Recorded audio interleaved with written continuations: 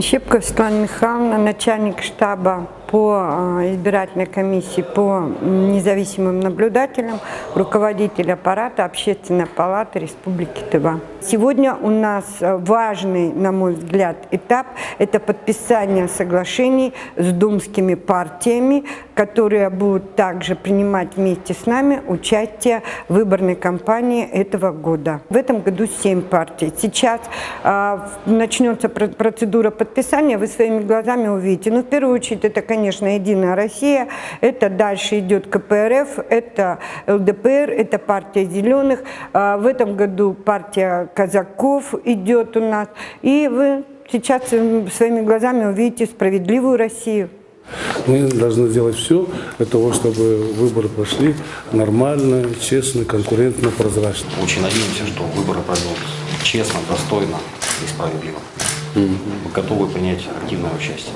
Приветствую данное подписание, и это нам дает шанс более прозрачно, более справедливо провести выборы. Будем надеяться, что наши все силы будут на созидание настроены, и будем это делать. Уважаемые коллеги, спасибо, что пригласили на подписание соглашения. Мы уже и в прошлом году подписывали подобное соглашение. Мы внимательно ознакомились с соглашением и готовы его сегодня подписать. Очень надеюсь, что это послужит для проведения честных, прозрачных выборов. Уважаемый Анатолий Партизанович, уважаемые наши руководители общественных политических объединений,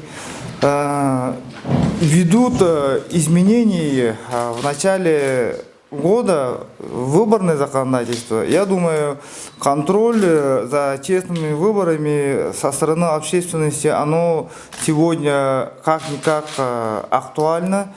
И поэтому мы, Тувинское республиканское отделение КПРФ, считаем, что данное соглашение востребовано на сегодняшний день.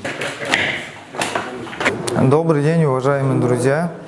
Сейчас состоялось подписание соглашения между политическими партиями и Общественной палатой Республики Тыва, целью которого ставится контроль за выборами, обеспечение честных, чистых выборов. Я очень надеюсь со своей стороны, что общественность будет наблюдать за проведением выборов в свете последних изменений выборное законодательство о политических партиях. И сейчас данное общественное наблюдение, оно очень актуально, мы считаем. Поэтому мы поддержали инициативу Общественной палаты и подписали соглашение. Но со своей стороны, мы как политическая партия, общественная организация, мы своих наблюдателей все равно будем тоже ставить на все участки по городу Кызылу и в тех участках, где будут проводить дополнительные выборы и другие выборы муниципального уровня.